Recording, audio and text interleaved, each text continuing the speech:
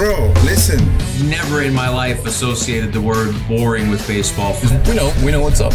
Me? Yeah. Famous? Yeah. And I'm like giddy over there smiling like, we're about to win this shit. Did everyone give you crap? Give me a good host story. You know, I'm not picking it up. We both love the game. We talk about it every day. Can't get enough baseball. Having some popcorn, you're fooling around your phone. I'd have to wait in line for 3 hours. Hang on, because it's about to be a wild ride. All right, there's no human being on the planet I'd rather be talking to right now than Eric Hosmer. Fact. Love that. Yeah. In Diggin Deep podcast, I've said it, off the air, on the air, all over the place, that I love the podcast. I love what you're doing with it. I love actually, I went back and when you announced your retirement, Eric, and you said, I'm going to be doing this stuff and I want to help baseball and to keep the conversation going with baseball. And a lot of people do it for a little bit and then they're like, I got other things to do. I mean, you are, between social media and the podcast, you are truly, let's go. Let's go. Baseball. Love it. I mean, I'm a baseball fan. This is actually the first full season of being a fan, not playing since I was 17 years old professionally. So it's been a blast. The timing of it all has been perfect. I got 2 newborn babies at the house. So watching plenty of baseball. I got a great team up here in Jersey that sets me up. That's I can just press the button on, come on the podcast, talk baseball. And it's fun. I got to break down different situations, whether it's instructional stuff, whether it's on the business side. And now we're in the postseason, so this is the funnest time of the year because it feels like the business side kind of goes out, and all we talk about is baseball, which is beautiful. Has it been? You make me think about it. Has it been what you thought? A lot of times, guys retire, they think they know what's coming. Yeah, has it been what you thought? No, it's different. It's different. Baseball, you're on such a regiment. You get to the stadium, and it's on every TV screen there, every board. From 1 o'clock to all the way to the last out's made. You have a schedule of where you need to be, a meeting, something, whatever it is. And there's a lot of free time during retirement. So I definitely learned that the hard way. The year I got released in Chicago, I got released at the end of May. So I had the rest of the season basically to, refresh and just kind of clear out mentally, clear out physically, and then just go from there. So I've had a blast with it. I've really enjoyed it. And like you said, I think I'm going to continue to do it because I really am enjoying doing it. Well, it's also you're good at it. I'm not just saying that. Thank you. So I am declaring this the postseason of Hosmer. It is. I mean, it is kind of kooky. It is kind of crazy. We are headed for the ultimate Eric Hosmer throwing out the first pitch in 2 different cities. Although, because what I'm referencing, of course, are the Royals and the Padres, 2 teams that you played for. Yeah. But it feels that way, man. It feels like that is going to be the World Series. I know that you're playing. Put the heartstrings aside.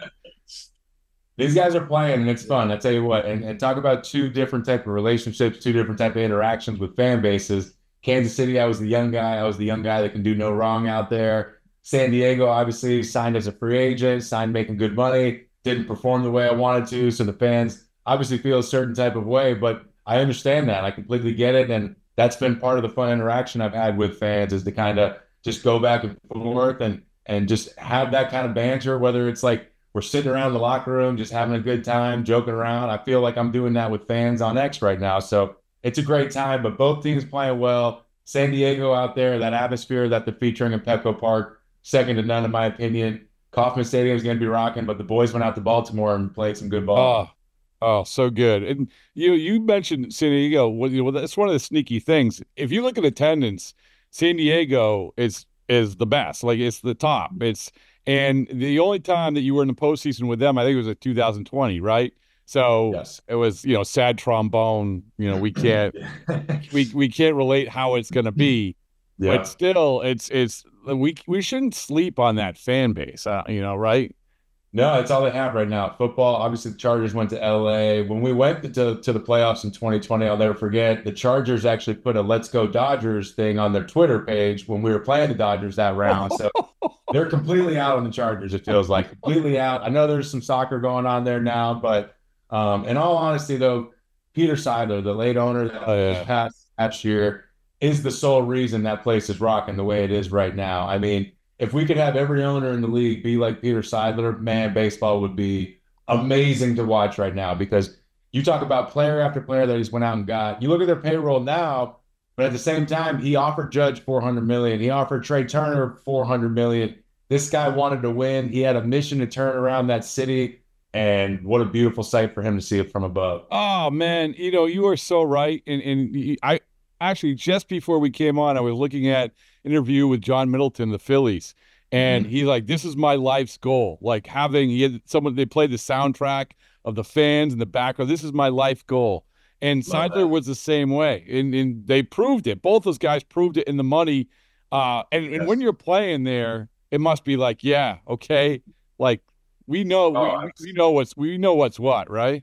Absolutely. I think when I was a rookie, every player that I've ever played against, played with, at some point in time in my career, would always talk about the New York Yankees. And when you go to the New York Yankees, they basically tell you we're going to take care of everything that you don't need to worry about. Just worry about baseball. That's all you need to worry about. Now, times are a little different in the Bronx nowadays. I will say it ain't like that anymore. But my point being, when your owner goes out and makes the moves that he does, when he pays these guys one after another, when there's so-called holes in your team that you need to fulfill, and he goes out and gets the best possible option for that hole, as a player, there's nothing you can do but go out and give your best effort and try and win for him. So Peter has certainly set that tone. He set that tone in San Diego. Manny Machado is leading that group over there. I know Xander Bogaerts is a close guy to you. So those guys are playing baseball out there. They're a star-studded group, but it's so fun now because the postseason, when you flash around in the beginning of the game and you see them warm it up, you see their faces, these guys are determined and they're on a mission right now. It's fun to watch. All right. Now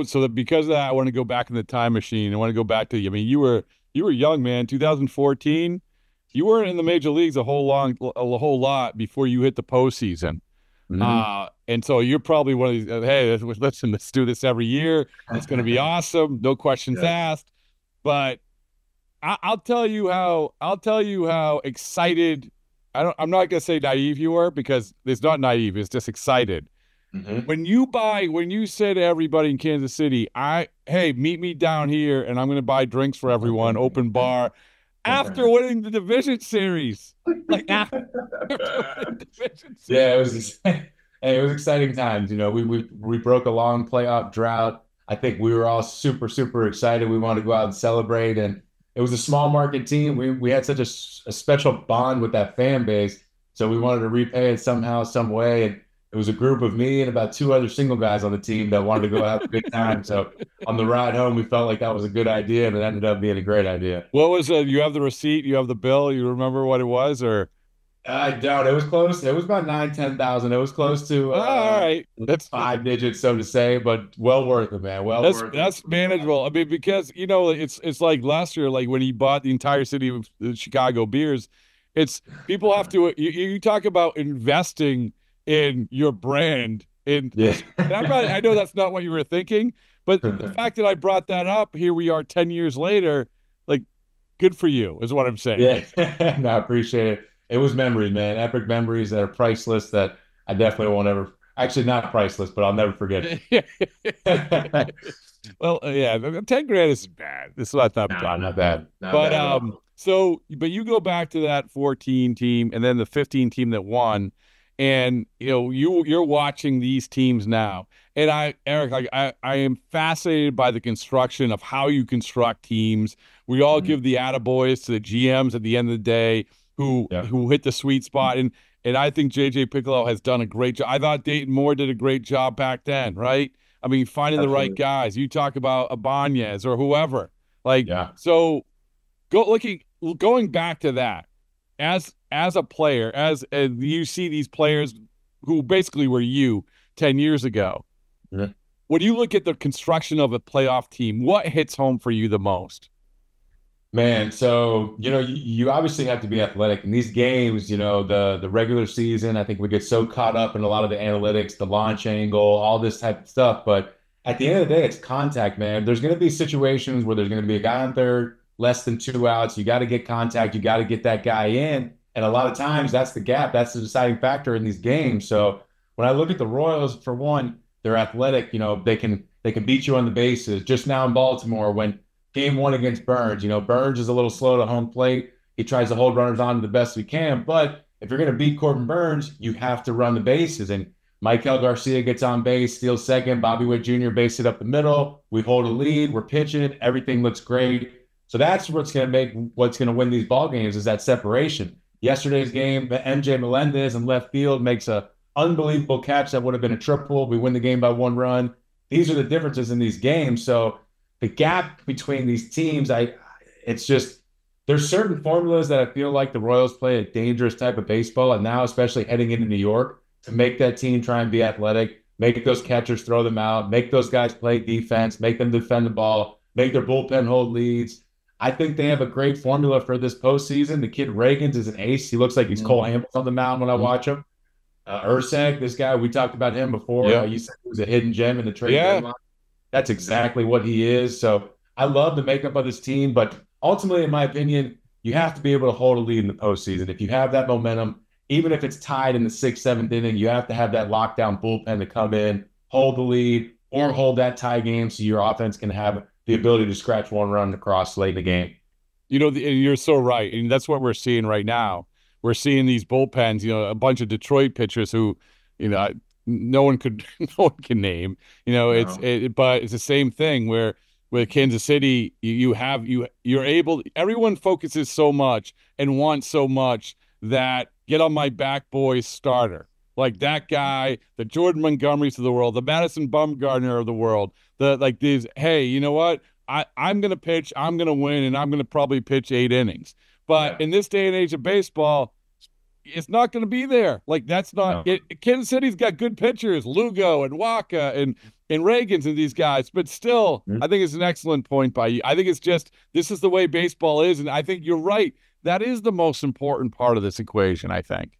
No question. And I think you're so right because nowadays it's you really can't count on that one starter to go be that guy and be that force. I think at times you can get guys to step up certain games throughout the postseason to refresh that bullpen. Michael King out in San Diego, an outing like he had game 1 against Atlanta, that resets your bullpen, that gets you all fired up for the next game, fully loaded, ready to go. So you're going to need those outings at some point. I think it's hard to count on one specific guy to have that every 5th day, whatever it was. But and even some of the moves that are being made, some of the stuff that's happening in the postseason is really surprising to me because I look at Atlanta when they went, they obviously took care of the Mets for those 2 games. They go to San Diego. And the first game, they virtually punted. They punted in San Diego. They brought a kid up from AAA on the road in San Diego, one of the most hostile environments you can have baseball-wise.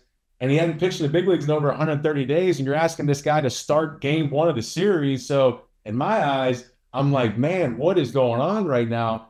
So there's a lot of things that are played out differently and a lot of stuff that I really don't understand. I don't know if I fully do understand that, but at the end of the day, you got to have that bullpen. You got to have the ability to be able to bring all your horses out when you need them. Yeah, and then the contact thing is so important. I'm with you too, and which is basically also counterintuitive to really how teams are teaching, right? I mean, hey, go to drive line and hit the ball as high in the air as possible, and then by the way, in the postseason.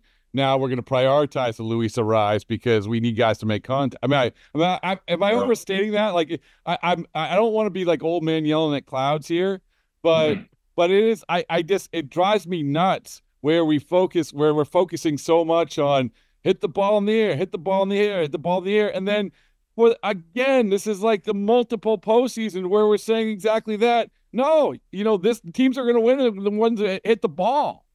Yeah, you certainly feel comfortable with a guy like Luis Arraez up in that situation. You need contact, but ultimately it comes down at the end of the day, you got to have multiple clubs. When you're hitting, you don't just go up there and swing one big swing the whole time. You got to know the situation. You got to understand what's happening. You got to know the at-bat, what the pitcher's trying to do to you. But that's the one thing that I think is huge is obviously throughout the course of the season, what the analytics are telling you is, a guy that doesn't run, we want him to slug. We want him to hit homers. We would rather him strike out 150 times a year if he's going to hit 30. That's all good and well. But at the end of the day, there's certain situations where you can't do that. We need you to put the ball in play. We need you to pull one of those clubs out to get this run in to be productive for our team. So when you're one dimensional like that, I think it gets exposed in the postseason. And I think that's what we're talking about. Is what we're seeing a lot more. Another thing that I'm fascinated with the postseason is scouting reports. I always love covering a series and then going back and then like getting the behind the scenes, like, oh, we saw this or we saw that. And for you, there was an example of where you scored a huge run against the Mets on a ground ball of Lucas Duda that you, and tell me if I'm wrong, but you knew the scouting reports on Duda. You broke for home. You scored the game time run. And so I think that that's another difference in postseason is that the micromanaging of this stuff and how all of that is so important. But you can speak to it better than I can, I guess. Yeah, and that was something that always fascinated me as a young player. Dale Swaim, he's a Boston guy. Boston knows him, loves him. Dale Swaim was one of my mentors in this game, and I would always, as a young player, get to the field super early, go right to the video room and watch video with Dale, and I would just watch him break down pitchers. I would watch him break down other teams, and he would always find these edges. There's always an edge you can find on another team, and the Mets, obviously, they were banged up. A lot of guys were hurt. They didn't really defend the ball well. There was a lot of guys playing out of position, so we wanted to be aggressive. We wanted to force them to defend us. So if that was going first to third, if that was taking an extra base, whatever it was, we wanted to force them to be defenders, and that's something that I learned from Dale, that edge. So when I look at these games, it's so fun because I'm now trying to break down these games and trying to show the fans what that edge is for Kansas City or what that edge is for San Diego to win this series. And it's just a blast. When we watch football, I know when Tony Romo took over and he would explain the plays, and when the guys would go in motion, he'd explain what the options were and what the quarterback was doing. So it's fun to try and bring that to the baseball world and really open the fans' eyes, trying to understand what these teams are trying to do and what they're trying to accomplish. So when did you believe in the Royals? Like listen, I mean, we can say now this is historic. This is a historic turnaround. You have it's the 100 losses, and all of a sudden, they made some additions, and maybe they're good, and they get off to a good start. Okay, that's fine. But now we're sitting here like this is, to your point, I don't think anybody's going to say, oh, they can't beat the Yankees. Oh, they can't beat this team. They can beat any team. They're equipped to beat any team. When did you believe in them?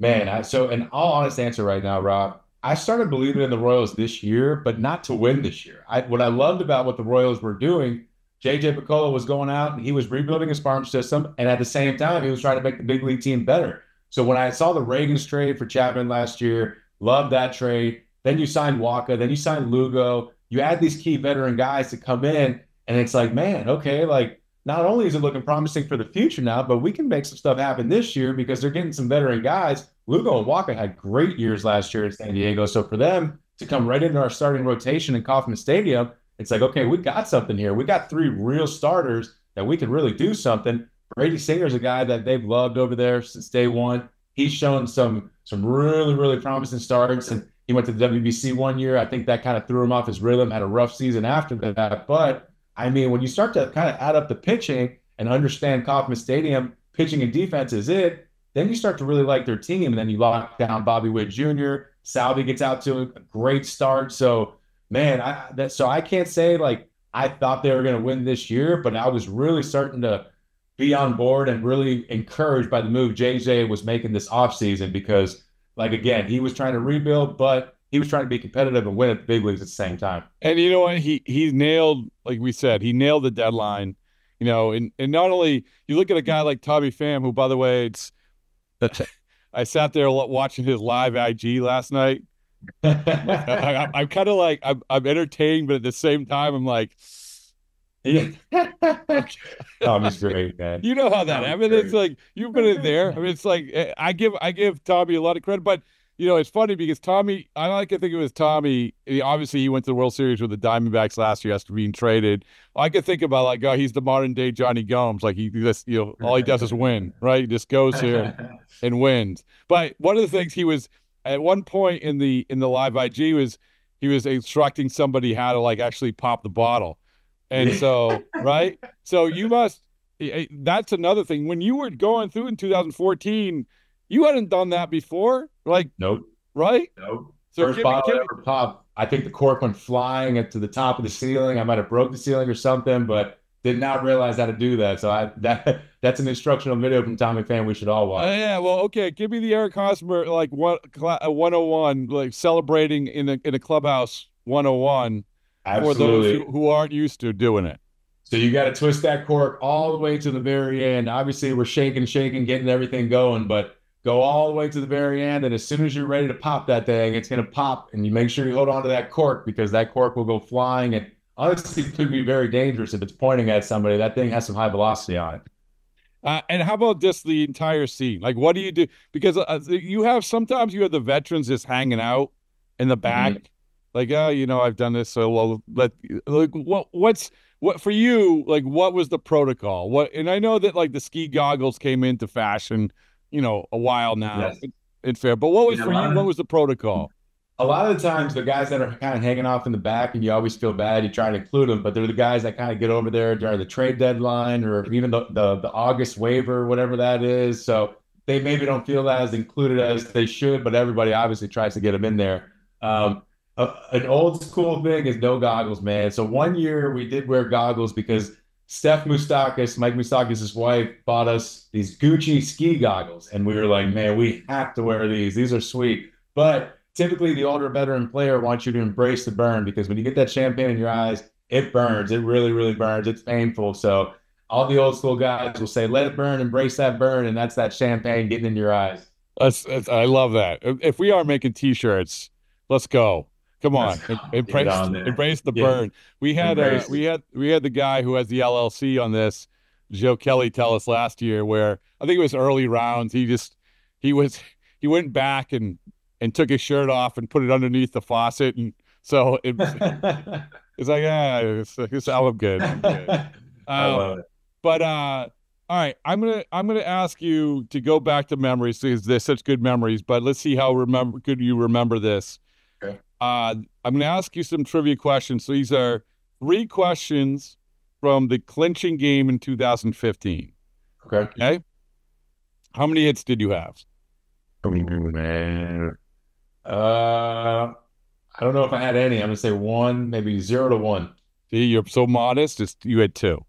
2. There we. Oh yeah, no, 9th inning. What am I saying? I had the double 9th inning, and then I know I had a big error or Murphy had a big error, but yeah, I guess I had a couple. There we go. By the way, you still hold the Royals record for most RBIs in postseason, right? I mean, I hope so. I believe so. I mean, it's probably a record that'll never be broken because it's not as many postseason games. So, true. So congratulations on that. Thank you. All right. Who are the 4 pitchers that pitched in that game for the Royals? Okay, so Volquez. Yep. Did Danny Duffy come in? No. No Duffy. Wade Davis, he had the last out. Yep. Hochevar. Yep. One more. Between Volquez and Hochevar. Volquez, was it a lefty that we mixed in there, or was it Herrera, another bullpen guy? Herrera.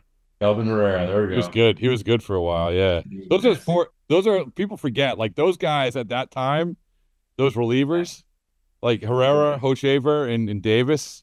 That speaks to what we're talking about. Mm-hmm. All right. Here's a good one. Last one. Who was the final pitcher for the New York Mets? Final pitcher for the New York Mets in that game. Bartolo Colon. Oh, yeah. Bartolo, baby. That's right. Big sexy. Oh, yeah. We got Christian Colon, I believe, got the big hit off of Addison Reed, I believe. And then Colon came in. Kane hit a big bases clearing double. Yep, Bartolo Colon. All right. No, I'm glad I got a couple right, man. That's good. But I want to bring back good memories for you.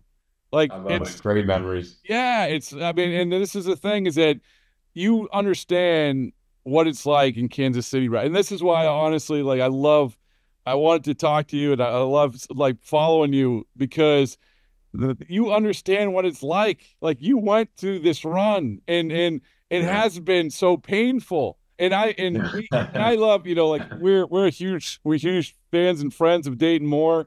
And what he built, and you talk about the mindset and the community and all of that stuff. and it seems like that's what it came. No, they're not only winning, but they're winning because of what we're talking. This same sort of foundation, right? Absolutely, absolutely. I still feel like I'm a part of that organization because of what Dayton said over there. And like I said, I'm in contact with JJ a lot. JJ hits me up a lot. Hey, what do you got on Tommy Pham? What do you got on Schreiber? These guys. So I still feel like I'm a part of the group, man. But yeah, that tone that Dayton said over there, it's definitely making us feel like proud alums or proud alumni, however you say that. All right. So this is a question that I've had. We've been a baseball question. Somebody said, what player would you start a franchise with right now if you had to? This goes back to Eric. The first time I heard this question was when Theo Epstein was on hiatus in 2005, and he said at an event, and he said Felix Hernandez, and boy, it's a pretty good answer. But it's always a good one. And I, for a long time, I was saying Julio Rodriguez. I've come off that. Now I have to go with Bobby Witt Jr. Like I have to. Like I actually could make the case of the best player overall in baseball. I can make that case. So those two things. How do you feel about what player would you start a team with, and who is the best player in baseball right now? And I get it. Like the Shohei Ohtani isn't pitching. You can, if you want to say Shohei Ohtani is fine, but anyway, I don't want to put words in your mouth. Go ahead. No. What Shohei is doing definitely considers to be up there. What Aaron Judge is doing, he definitely considers to be one of the best players in our game right now, if not the best. But man, when you're starting a franchise, every way you look at this, Bobby Witt Jr. is my answer, because when you look at makeup, when you look at the performance, when you look at the tools, everything that he has is an 80 on that 20 to 80 scale. I mean, just watching his post game after game 1 in Baltimore, and Bobby, how do you feel about being in the postseason, this situation? And he's just like, I just kind of turned around, looked up into the stands, and just took a deep breath and told myself, this is what I dreamed of. This is where I want to be. This is where I believe that I was going to be. Everything that this guy does is something that I want my son Jack to really look up to. So whatever angle you're talking about, Bobby Witt Jr. is my guy to start the franchise. But that doesn't take away from anything Aaron Judge, Shohei Ohtani is doing. And Aaron Judge specifically, he's another guy, when you talk about makeup, what he's doing, how he's handling being the superstar of our game right now is second to none. With that being said, going to Kansas City, going to New York this year, I don't want Aaron Judge to swing the bat one time. Not one time this at bat. I'm going right here every single time, Rob. I need Aaron Judge to walk to first base. Really? Yeah, not one. Remember when Bryce Harper went to Chicago? Yeah. Man, I want that same treatment for Aaron Judge this series. Yeah. Well, it's called the Garrett Cole. That is. Yankees, Red Sox. That guy's doing that to her. No, we can't do that. Yeah. But yeah, so Diggin Deep podcast on location. Let's go. Let's go. Are you gonna postseason? Where's New York isn't far from where you are. No, it's close. It's close out there. We're trying to get some stuff happening. Kansas City obviously would be awesome if we go out there. I think we were gonna go to Kansas City for this first round and try and do some sort of watch party, but my daughter was just born September 27th. All right. Stopped everything. Yes, thank you. But we are definitely going to try and make our way out there. So I appreciate you, Rob. Hopefully we see each other in the World Series here coming up. Yeah, we're gonna do a collab. It's gonna be awesome. You have one of the best families around, Casey, and your kids, and I'm super happy for you. And I just love seeing your smile on your face. It's good. So thanks, man. Appreciate it. Love what you guys are doing too. Thank you.